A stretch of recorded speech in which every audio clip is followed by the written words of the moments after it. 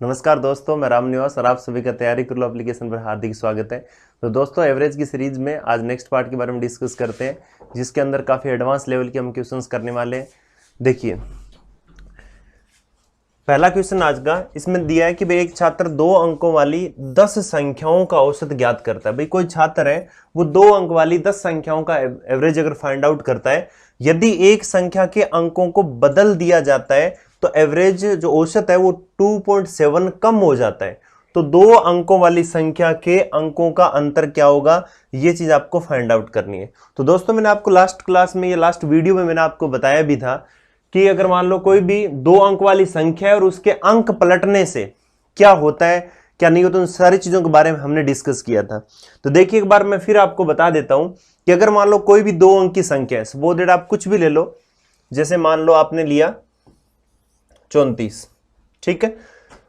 अब जब मैंने 34 लिया 34 अंक पलट दिए, अंक पलटने का मतलब है 4 की जगह 3 चला जाएगा, 3 की जगह 4 आ जाएगा, तो 43, ठीक है। फिर मान लो मैंने ले लिया 27 या 25 और अंक पलट के मैंने क्या बना दिया 52। तो आपने देखा कि इस टाइप से जो भी 2 अंक की संख्या है, और 2 अंक की संख्या आपकी कहां से स्टार्ट होती है आपको अच्छी तरीके से पता है। ये संख्या आपकी कहां से स्टार्ट होगी, 10 से लेकर और कहां तक होती है आपकी 99 तक, 99 तक। ये 2 अंक की संख्या है। ये सारी की सारी कितनी संख्या है, 2 अंकों की संख्या है, 2 अंक की संख्या। अगर इनके मैं अंक पलट देता हूं तो पलटने के बाद में 2 अंक की संख्या बनेगी। सिंपल सी बात है, 2 अंक है ना। तो अंक पलटने के बाद में एक संख्या मान लो हो सकता है बड़ी बन जाए, एक संख्या आपकी छोटी बन जाए।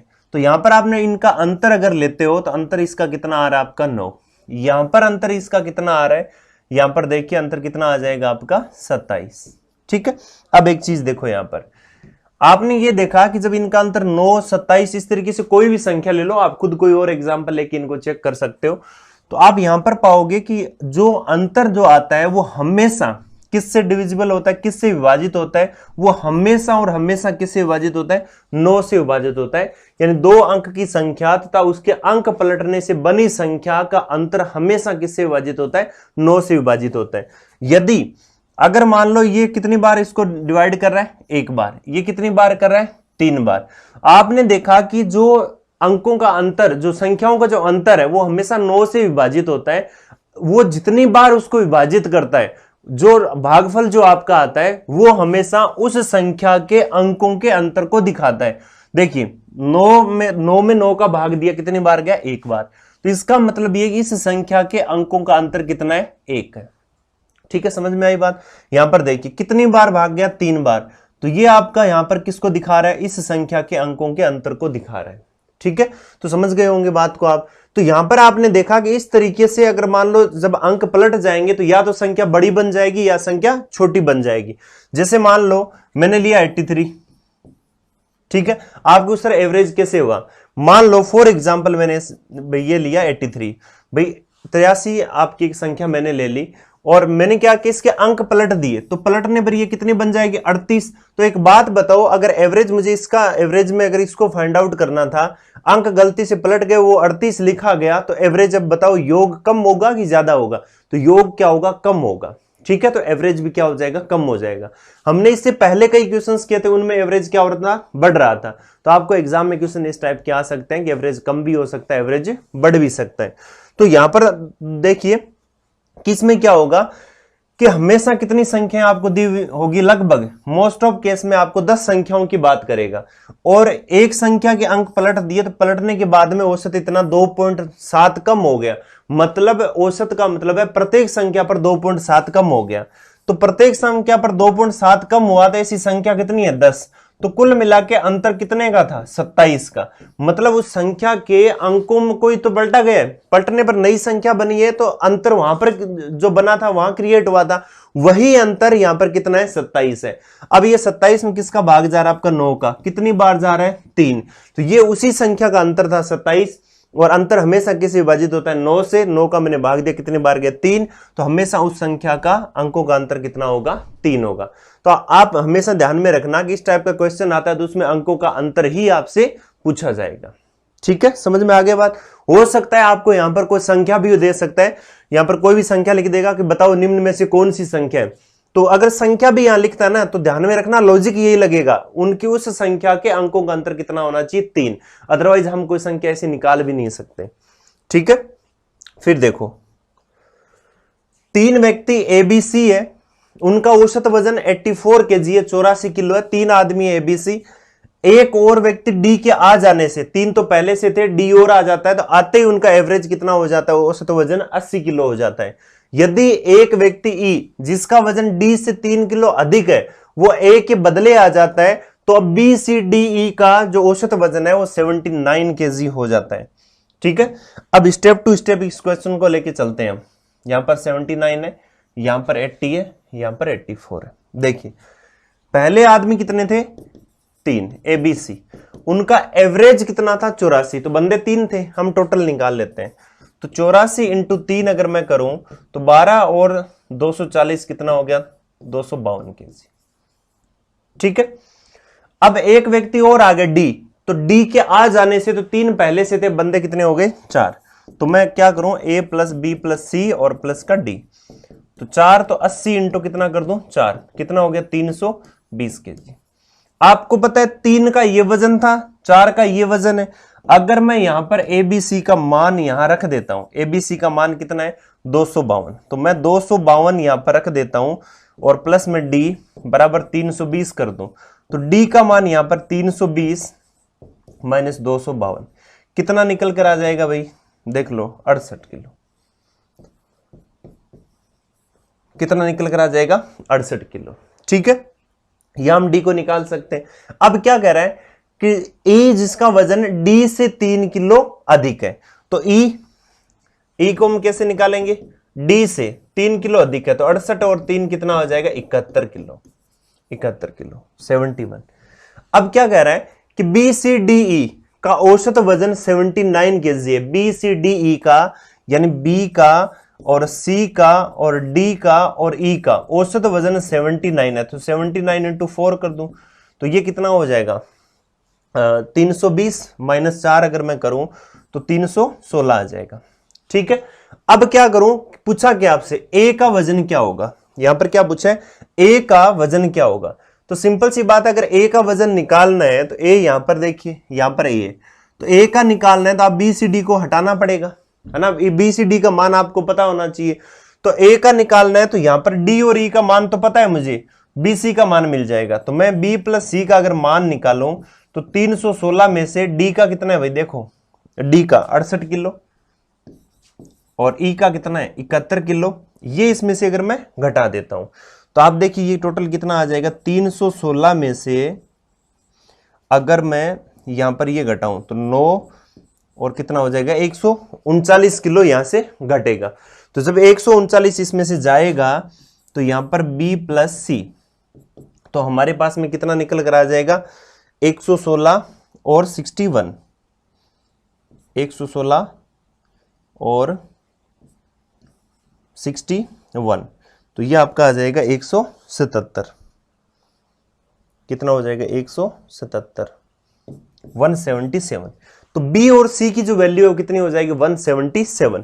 अब ये मान मैं यहां पर अगर रख देता हूं इसमें तो ए का मान कितना आ जाएगा, ए का 252 में से आप 177 घटा दो।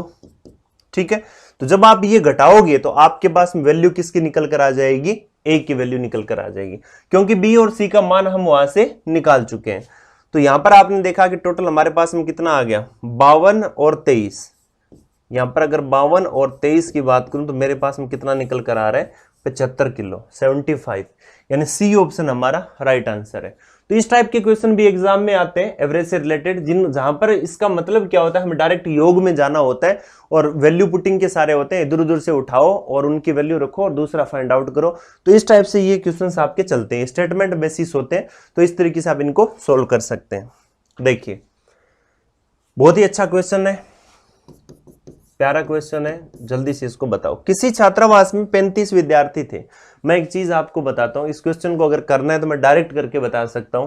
कैसे? मैंने पढ़ा किसी छात्रावास में, लास्ट में मैंने पढ़ा किसी छात्रावास का प्रतिदिन आरंभिक खर्चा कितना था। किसी छात्रावास का प्रतिदिन प्रारंभिक खर्चा कितना था। प्रारंभिक मतलब पहले का। अगर क्वेश्चंस को मैं देखते मुझे क्वेश्चंस करने, तो अगर यहां आप देखो प्रारंभिक खर्चा पूछा है, ठीक है। खर्चा एक्चुअली में क्या होता है, हॉस्टल की जब बात होती है तो खर्च क्या होता है कि संख्या स्टूडेंट की इनटू संख्या स्टूडेंट की इनटू क्या होगा, उनका एवरेज खर्च, एवरेज खर्च, ठीक है। तो मैंने यहां पर देखा कि जब खर्चा पूछा है तो ऑप्शन में तो खर्चा दिया गया है, मुझे या तो एवरेज मिल जाए या संख्या मिल जाए, और वो जिस ऑप्शन में भाग लगेगा वो मेरा आंसर है। तो मैंने यहां पर देखा दिया गया कि किसी छात्रावास में 35 विद्यार्थी थे, तो इनिशियल कितना दिया, 35 थे, पहले 35 थे, ठीक है। तो इसका मतलब पहले का खर्चा पूछा है, पहले विद्यार्थी 35 थे, जिस ऑप्शन में 35 का भाग चला जाए। आपको अगर 35 से भाग वैसे नहीं दे पा रहे तो आप ऐसे ही करो, 35 को तोड़ लो, 5 × 7, 7 × 5 35 होता है। अब देखो पहले ये देखो 5 का किस किस में जा रहा है, तो 5 का एक तो इसमें जा रहा है, एक इसमें जा रहा है, इसमें नहीं जा रहा है, इसमें नहीं जा रहा, तो ये दो तो हमारे आंसर होंगे नहीं। अब देखो 7 का किस में जा रहा है, 7 का इसमें तो नहीं जा रहा, 35 तक जाएगा, फिर आपका 50 तो पूरा पूरा नहीं जा रहा, तो इसका मतलब ये हुआ कि ये भी मेरा आंसर नहीं होगा।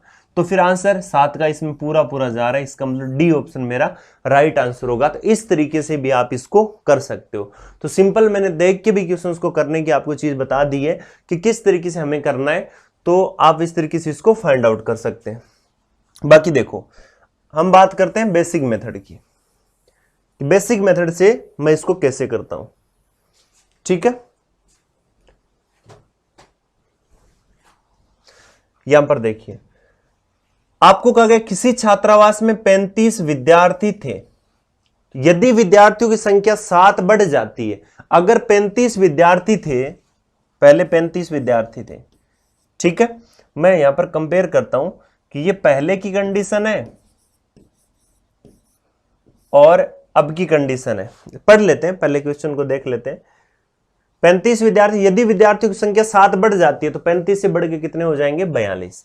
फिर आपसे कह रहे हैं तो भोजन पर प्रतिदिन खर्चा 42 रुपए बढ़ जाता है, मतलब 7 विद्यार्थी आ जाते हैं ना, तो जो खर्चा है वो 42 रुपए आपका बढ़ जाता है, ठीक है। उसके बाद में देखिए जबकि प्रत्येक छात्र का औसत खर्च 1 रुपए कम हो जाता है, और प्रत्येक विद्यार्थी उसका औसत खर्चा है वो कितने रुपए कम हो जाता है, 1 रुपए कम हो जाता है, ठीक है। तो छात्रावास का प्रतिदिन प्रारंभिक खर्चा क्या होगा, तो मेरे पास में यहां पर एक चीज निकल कर आती है कि क्यों ना मैं ऐसा करूं कि अब खर्चा मेरे पास में ज्यादा हो रहा है, क्योंकि देखो खर्चा बढ़ रहा है ना, तो अब का खर्चा, अब मेरे पास में जो सेकंड कंडीशन है उसमें खर्चा ज्यादा हो रहा है, और पहले वाली कंडीशन में खर्चा क्या था, कम था। तो मैं क्या करूंगा, ऐसा करता हूं कि अब का खर्च माइनस पहले का खर्च कर दूं, तो दोनों में अंतर कितना आएगा, 42 का। समझ रहे हो बात को। खर्चा हम निकालते कैसे हैं, तो खर्चा आपने देखा कैसे निकालेंगे, खर्चा आपका क्या होता है, संख्या, छोरों की संख्या इनटू क्या हो जाएगा, उनका औसत, ठीक है। हम क्या करेंगे, अब का क्यों अब ज्यादा है और हमेशा अंतर क्या होता है, ज्यादा माइनस कम होता है, तो अब माइनस पहले, ठीक है, ऐसा कर देंगे तो अंतर कितना है, 42। अच्छा अब खर्च कितना है, अब खर्चा माइनस पहले खर्चा, ये तो करना है। अब खर्चा कितना है, तो अब खर्चा विद्यार्थी संख्या कितनी है, 42, ठीक है, 35 और 7 42, और मैं पहले का निकालता हूं यहां पर, तो पहले का खर्चा कितना था, पहले 35 विद्यार्थी थे, एवरेज मुझे नहीं पता, मैं मान लेता हूं एवरेज कितना था, x था, ठीक है।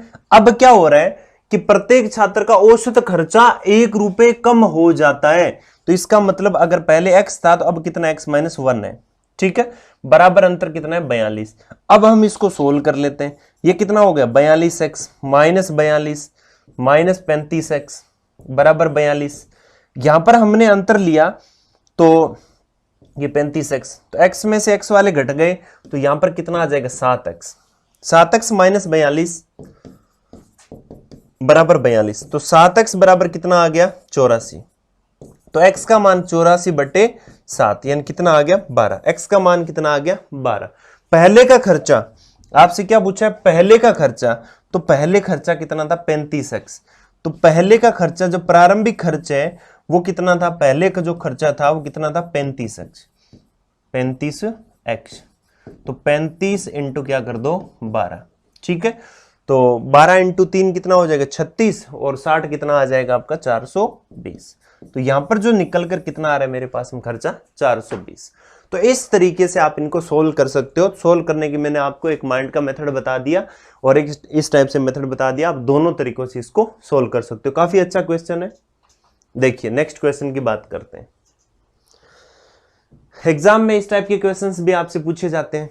इसमें क्या कहा गया है कि विवाह के समय पति पत्नी की जो औसत आयु 23 वर्ष थी, ठीक है।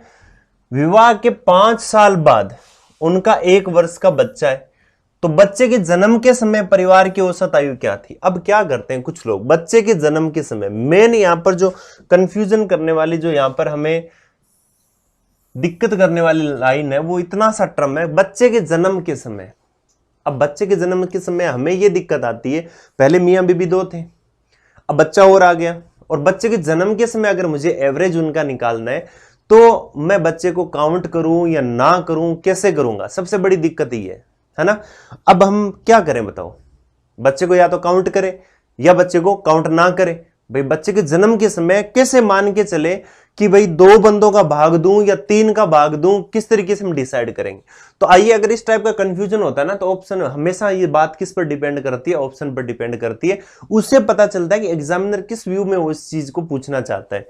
ठीक है, देखिए विवाह के समय पति पत्नी की जो आयु थी, पति और पत्नी की आयु थी, इस टाइप के क्वेश्चन को हमेशा वर्तमान में लेके चला करो। किस में लेके चला करो, वर्तमान में। ठीक है, आप ऐसा करो कि जब बच्चे का जन्म हुआ था, मैं बात वहीं तक ही लेके जाता हूं कि बच्चे का जब जन्म हुआ था तो मैं बात वहीं तक ही लेके चलता हूं। ठीक है, बच्चे के जन्म के समय, बच्चे के जन्म के समय, तो सोचो कि 5 साल पहले जब मियां बीबी दोनों थे तो उनकी एज कितनी थी टोटल, 23 इंटू 2 46 साल। कितनी थी, 23 इंटू 2 46 साल।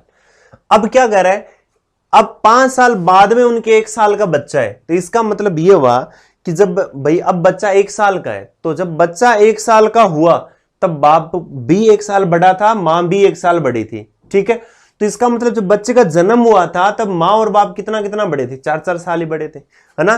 तो मैं ऐसा करता हूं, दोनों को और जोड़ देता हूं, 2 इंटू 4। ठीक है, तो यहां पर आप देखिए कितना हो गया 46 और प्लस का आ गया 8, ये मेरे पास में कितने हो गए 54। फिर भी देख लेना, बच्चे के जन्म के समय अगर मुझे निकालना है तो मैं कैसे निकालूंगा, पहले 23 इंटू 2 था, मियां बीबी 2 ही थे। ठीक है, इस केस में क्या था, उसकी मां थी और उसका बाप था, फादर और मदर थे। कब, जब बच्चे का जन्म हुआ था, at the time of birth. ठीक है, तो आपने देखा जब बच्चे का जब जन्म हुआ था तब उस केस में मां और बाप पहले जब 5 साल पहले 23 इंटू 2 यानी 46 साल के थे, दोनों के टोटल एज थी वो 46 साल की थी, एवरेज उनका 23 साल था। अब 5 साल बाद में, शादी के 5 साल बाद में उनको 1 साल का बच्चा है। इसका मतलब यह हुआ कि आज अगर 5 साल बाद में 1 साल का बच्चा है तो उनको शादी के 4 साल बाद में बच्चा हुआ होगा।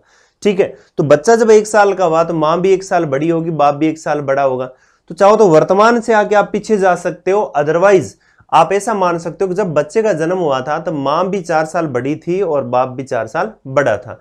इसका मतलब उनकी टोटल एज पहले 46 थी, तो आज 8 और जुड़ के कितनी हो जाएगी 54। यहां तक क्लियर आपको। अब 54 हो जाती है। अब हमें क्या पूछा गया कि बच्चे के जन्म के समय परिवार की जो आयु है वो क्या होगी। अब कुछ लोग क्या करते हैं, बच्चे के जन्म के समय फिर वो उसमें भाग किसका देते हैं, 2 का देते हैं, है ना। किसका भाग देते हैं, 2 का।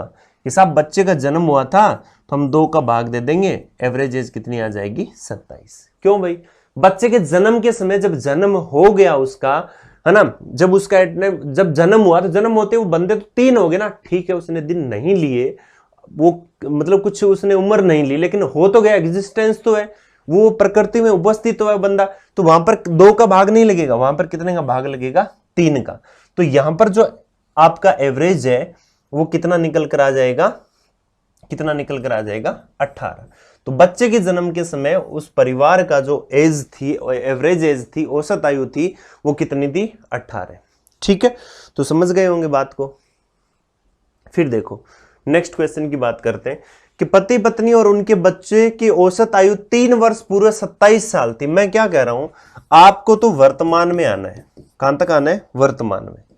क्वेश्चन को कहां पर लेके आना है? वर्तमान में। वर्तमान में लेके आएंगे तो पति पत्नी और बच्चे, पति पत्नी और बच्चे की जो औसत आयु 3 साल पहले 27 थी, आज कितनी हो जाएगी भाई? आज कितनी हो जाएगी? तो 3 साल पहले 27 थी तो 3 थे, प्लस आज वर्तमान की बात हो रही है तो 3 लोग हैं और 3 साल, तो तीनों भी 3 बढ़ेंगे ना, तो 9 और इसमें बढ़ जाएगा। आज इनकी जो एज है वो कितनी हो जाएगी? 81 और 9 कितने साल हो जाएगी? 90 साल। आज उनकी एज कितनी है? 90 साल। अब क्या हुआ, पति और पत्नी एवं बच्चे की औसत आयु, पत्नी और बच्चे की औसत आयु 5 वर्ष पूर्व 20 वर्ष थी। 5 वर्ष पूर्व 20 वर्ष थी। 2 ही थे तो 2 इंटू 20, 5 साल पहले। तो अब कितने के हैं? 5 5 और बड़े हैं दोनों, तो 5 इंटू 2 कितना हो गया? 10। तो अब कुल मिला के कितना आ रहा है भाई? ये 50। ठीक है, इसका मतलब ये हुआ आज इस टाइम में पति पत्नी और बच्चे मिलाकर 90 साल के हैं और पत्नी और बच्चे कितने के? 50 साल के। तो यहां पर जो अंतर है, पति कितना का हो जाएगा? फिर पति कितना का हो जाएगा? तो आप क्या करोगे, 90 में से 50 घटा दो, पति कितने का हो जाएगा? 40 साल का। तो वर्तमान में पति की आयु वो कितनी है? 40 साल है। तो इस तरीके से आप इसको सोल्व कर सकते हो। इस टाइप का कोई भी क्वेश्चन आए तो आप हमेशा क्या करना है, इसको वर्तमान में लेके आ जाया करो। ठीक है, वर्तमान में लेकर इस बात किया करो। फिर यहां पर पूछता ना, पति की वर्तमान में एज कितनी है बता दो, पति की 5 साल पहले कितनी थी, 3 साल बाद में कितनी थी, उसके अकॉर्डिंग आप इसको बता सकते हो। जल्दी से बताइए, पति एवं पत्नी की औसत आयु जिसका 4 वर्ष पूर्व विवाह हुआ था और विवाह के समय 25 वर्ष थी, औसत आयु पति और पत्नी की, पति और पत्नी 4 वर्ष पूर्व विवाह हुआ था और विवाह के समय, अब देखो लेके कहां आना है इसको? वर्तमान में। ठीक है, तो विवाह के समय पति और पत्नी की जो औसत आयु थी वो 25 साल थी। तो 25 इंटू 2, 4 साल पहले हुआ था तो आज 8 और बढ़ जाएगा इसमें, तो ये कितना हो गया? 58 साल। ठीक है, अब क्या हुआ, एक बेटा भी हो गया है ना, तो पति पत्नी और पुत्र, अब 3 हो गए। एवरेज एज आज कितनी है इनकी? पति पत्नी पुत्र की औसत आयु 20 वर्ष है, तो अब कितने के हो गए? 60 के। पहले पति पत्नी, आज पति पत्नी की बात करें तो 58 साल के हैं, पति पत्नी और पुत्र की बात करें तो 60 साल के हैं। यहां पर अंतर कितने का आ रहा है? 2 का। 2 साल का बच्चा है, इनका जो बच्चा है उसकी आयु, पुत्र की वर्तमान आयु कितनी है? 2 साल है। तो इस तरीके से आप इन क्वेश्चंस को सोल्व कर सकते हो। ठीक है, देखो भाई, किसी परिवार में पिता तथा माता की औसत आयु 35 वर्ष है, तो मैं क्या करता हूं, पिता और माता औसत आयु 35 वर्ष है, तो 35 इंटू 2 कितनी है? 70। पिता, लास्ट जो हमने किया था वही सेम क्वेश्चन है, पिता माता तथा पुत्र की औसत आयु कितनी है? 27। तो 27 इंटू 3 कितना आ जाएगा? 81। यहां पर अंतर कितने का आ रहा है? 11 का। तो सिंपल सी बात है, यहां पर अंतर कितने का? इनमें पुत्र का। तो पुत्र है उसकी आयु कितनी है? 11 साल है। तो इस टाइप से क्वेश्चंस को आप कर सकते हो। बताइए जल्दी से, बहुत ही अच्छा क्वेश्चन है और एवरेज का हमारा लास्ट क्वेश्चन है, यानी इसके बाद में एवरेज टॉपिक समाप्त हो जाएगा। तो आप जल्दी से इस क्वेश्चन को करो और मुझे बताओ कि इसका आंसर क्या होगा। जल्दी से, बहुत ही अच्छा क्वेश्चन है। देखिए इसमें करना क्या है हमें, ठीक है, स्टेप टू स्टेप चलेंगे। 22 संख्याओं का औसत 52 है। संख्याएं कितनी है? 22। पहली 8 संख्याओं का औसत 48 है, अगली 11 संख्याओं का औसत 54 है। तो इस टाइप का क्वेश्चन हमने किया था, पहले किया था ना। अब देखो, पहली 8 और 11, 8 और 11 19 हुई, संख्याएं कितनी थी 22, संख्याएं बची कितनी है 3।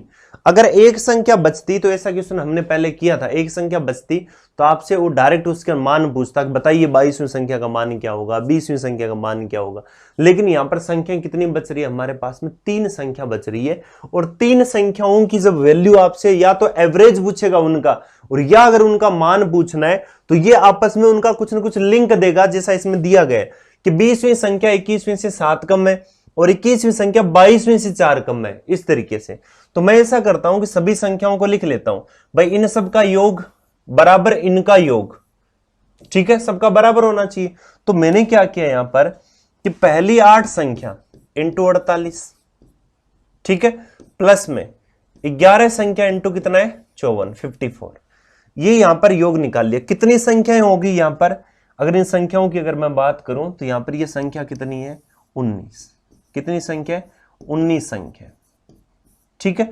अब आगे मैं कौन सी संख्या लेता हूं, आगे मैं लेता हूं 22वीं, ठीक है, 19 होगी ना, 22वीं, 21वीं और 20वीं, ठीक है। मैं क्यों लेता हूं ये आपको मैं बताता हूं कि मैंने पहले 22वीं क्यों लिया। इसलिए लिया कि 20वीं संख्या 21वीं से 7 कम है, ठीक है, और 21वीं संख्या 22वीं से 4 अधिक है। इसका मतलब बात तीनों की कहां आके टिक रही है, 22वीं संख्या पर टिक रही है। तो चाहो तो आप इस तरीके से इनको कर सकते हो, जैसे मान लो मैं इनको यहां पर लिख देता हूं 22वीं, 21वीं और 20वीं, इन संख्याओं को मान लेता हूं। मान लीजिए 22वीं संख्या कितनी x है, तो ये 4 अधिक 21वीं, तो x प्लस कितनी हो जाएगी 4 हो जाएगी, ठीक है। अब 20वीं संख्या ना 21वीं से 7 कम है, तो x प्लस 4 और माइनस का 7, तो ये कितना हो जाएगा x माइनस 3 हो जाएगी। कितनी हो जाएगी x माइनस 3 हो जाएगी। तो ये संख्या मुझे मिल गई, तो इन संख्याओं को मैं यहां पर रख देता हूं। तो 20वीं संख्या x माइनस 3, 21वीं संख्या x प्लस 4, 22वीं संख्या x बराबर टोटल योग कितना है 22 इंटू 52, टोटल योग कितना आपका 22 इंटू 52। यहां पर देखिए टोटल कितना आ जाएगा आपका 64 और 6 और 32 384, प्लस यहां पर आपका कितना आ जाएगा 4 और फिर आपका आ जाएगा 9 और फिर आपका कितना आ जाएगा 594, और यहां पर अगर मैं इसको जोड़ूं तो कितना आ जाएगा 3x और ये आपका कितना आ जाएगा प्लस का 1 बराबर, और यहां पर आपकी वैल्यू कितनी आ जाएगी 4, और ये आपका कितना हो जाएगा 10 और 4 14 और एक कितना आ जाएगा 1144, ठीक है। यहां पर देख लीजिए मैं इनको जोड़ देता हूं, तो जोड़ने पर पता चला कि ये वैल्यू जुड़कर कितनी हो जाएगी आपकी, टोटल कितना हो गया आपका 8 और एक कितना हो गया 9, ठीक है, यानी 3x प्लस ये कितना हो 4 4 8 एक कितना हो गया 9, उसके बाद में 9 8 कितना हो गया आपका 17, फिर 8 और एक कितना हो गया आपका 9, ठीक है, बराबर कितना हो गया 1144, 1144। सारी कैलकुलेशन है इस क्वेश्चन में। तो 1144 में से मैं क्या घटा देता हूं 979, ठीक है, 979 अगर मैं इसमें से घटाऊं तो आप यहां पर देखिए यहां पर बच कितना आ रहा है 144 और यहां से कितना आ जाएगा 21, तो मेरे पास में 165, यानी 3x का मान मेरे पास में 165, ठीक है। तो x बराबर कितना आ गया 165/3, तो यहां पर कितना आ जाएगा 5 और कितना आ जाएगा 3, तो x का मान कितना है 53, जो x है उसका मान कितना आ जाएगा मेरे पास में 53 आ जाएगा 53। अब देखिए जब x का मान मेरे पास में 53 है तो 53 क्या आ गई 22वीं संख्या है ना, 53 है वो कौन सी संख्या आ गई आपकी 22वीं संख्या। इसका मान कितना आ गया आपका, इसका मान कितना आ गया आपका 53। इसके बाद में पूछा इसने 22वीं संख्या तथा 20वीं संख्या का एवरेज क्या होगा, तो 22वीं संख्या तो 53, x जिसको माना था 22वीं को 53, और 20वीं संख्या कितनी आ जाएगी 53 - 3, यानी 20वीं संख्या आपकी कितनी आ जाएगी 50, 20वीं संख्या कितनी आपकी 50। तो मुझे एवरेज निकालना है किसका 20वीं और 22वीं का, 20वीं और किसका 22वीं का। तो 20वीं संख्या कितनी आ रही है मेरे पास में 50, और ये 22वीं कितनी है 53। दो ही संख्या, दोनों का एवरेज कितना है 2, तो 103/2, यानी मेरे पास में कितना आ गया 51.5। मेरे पास में एवरेज कितना आ जाएगा 51.5, ये मेरा एवरेज हो जाएगा 51.5। तो देखिए 51.5 ऑप्शन है क्या, बिल्कुल ए ऑप्शन आपका राइट आंसर होगा। तो इस तरीके से क्वेश्चन नोट कर लीजिए। तो इस तरीके से हमने देखा कि कुछ क्वेश्चंस होते हैं जो कैलकुलेटेड टाइप होते हैं। मैंने आपको कई बार बताया भी है कि जब डायरेक्ट 3 या 2 या 2 से ज्यादा ही अगर संख्याएं आपसे पूछी जाती है तो उनमें आपस में कुछ न कुछ रिलेशन देना होता है, जैसा इसमें रिलेशन आपको दिया गया है कि भाई ये संख्या इससे इतनी बड़ी है इतनी छोटी है, तो आप इसके अकॉर्डिंग आप इसको कर सकते हो। तो इस तरीके से आज की क्लास में हमारा एवरेज टॉपिक समाप्त हुआ, और इस टॉपिक में हमने देखा कि बहुत सारी ऐसी चीजें थी, बहुत सारे ऐसे क्वेश्चंस थे जो कंसेप्चुअल क्वेश्चंस है, यानी कंसेप्ट स्ट्रॉन्ग होना बहुत जरूरी है ताकि हम अपने मिनिमम टाइम में क्वेश्चंस को कर सकें।